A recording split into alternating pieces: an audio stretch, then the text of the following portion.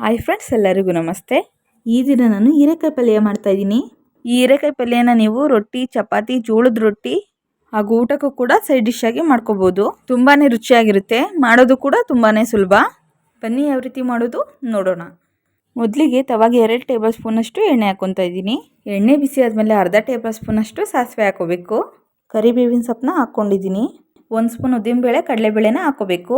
ಕಡಲೆಬೇಳೆ ಕಂದು ಬಣ್ಣ ಬಂದಮೇಲೆ 3 ಒಣಮೆಣಸಿನ್ಕಾಯಿನ ಕಟ್ ಮಾಡಿಕೊಂಡು ಹಾಕೋತಾ ಇದ್ದೀನಿ. ಹಸಿಮೆಣಸಿನ್ಕಾಯಿ ಬೇಕಾದ್ರೂ ಹಾಕೋಬಹುದು. 2 ಈರುಳ್ಳಿನ ಸಣ್ಣದಾಗಿ ಹೆಚ್ಕೊಂಡು ಹಾಕೋತಾ ಇದ್ದೀನಿ. ಈರುಳ್ಳಿ ಹಸಿ ಸ್ಮೆಲ್ ಹೋಗೋ ಗಂಟ ಫ್ರೈ ಮಾಡ್ಕೋಬೇಕು. ಅರ್ಧ ಟೇಬಲ್ ಸ್ಪೂನ್ ಉಪ್ಪು ಹಾಕೊತಾ ಇದ್ದೀನಿ. ಹಾಗೂ ಹೀರೆಕಾಯಿನ ನೀಟಾಗಿ ತೊಳೆದು ಹೆಚ್ಚಿ ಇಟ್ಕೊಂಡಿದ್ದೆ ಹಾಕೋತಾ ಇದ್ದೀನಿ. ಹೀರೆಕಾಯಿನ ಹಾಕ್ಕೊಂಡು ಒಂದು 5 ನಿಮಿಷ ಫ್ರೈ ಮಾಡ್ಕೋಬೇಕು. ಹೀರೆಕಾಯಿ ಅದೇ ನೀರು ಬಿಟ್ಕೊಳ್ಳುತ್ತೆ. ನೀರು ಹಾಕಿ ಬೇಯಿಸೋ ಅವಶ್ಯಕತೆ ಏನಿರಲ್ಲ. ಅರ್ಧ ಸ್ಪೂನ್ ಧನಿಯಾ ಪುಡಿ ಹಾಕ್ಕೊಂಡು ಫ್ರೈ ಮಾಡ್ಕೋಬೇಕು. ಫ್ರೈ ಮಾಡ್ಕೊಂಡಾದ್ಮೇಲೆ ಒಂದು 5 ನಿಮಿಷದ ಕಾಲ ಪ್ಲೇಟ್ ಮುಚ್ಚಬೇಕು.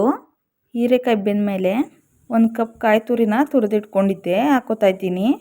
ಹೀರೆಕಾಯಿ ಬೇಗ ಬೆಂದ್ಬಿಡುತ್ತೆ, ತುಂಬ ಹೊತ್ತು ಬೇಯಿಸೋ ಅವಶ್ಯಕತೆ ಏನಿರಲ್ಲ. ಈಗ ಕಾಯಿ ತುರಿ ಹಾಕ್ಕೊಂಡು 2 ನಿಮಿಷ ನೀಟಾಗಿ ಮಿಕ್ಸ್ ಮಾಡಿಕೊಂಡ್ರೆ ಹೀರೆಕಾಯಿ ಪಲ್ಯ ರೆಡಿ ಆಗುತ್ತೆ. ನಾವು ಮಾಡಿರೋ ರೆಸಿಪಿ ನಿಮಗೆ ಇಷ್ಟ ಆಗಿದ್ರೆ ಪ್ಲೀಸ್ ಲೈಕ್ ಮಾಡಿ, ಶೇರ್ ಮಾಡಿ, ಸಬ್ಸ್ಕ್ರೈಬ್ ಮಾಡ್ಕೊಳ್ಳಿ. ಹಾಗೆ ಪಕ್ಕದಲ್ಲಿರೋ ಬೆಲ್ ಐಕನ್ ಕ್ಲಿಕ್ ಮಾಡಿ. ಈಗ ಮಾಡೋದ್ರಿಂದ ನಾವು ಮಾಡೋ ಪ್ರತಿಯೊಂದು ವಿಡಿಯೋನೂ ನಿಮಗೆ ನೋಟಿಫಿಕೇಷನಲ್ಲಿ ಬರುತ್ತೆ. Thank you for watching. Bye.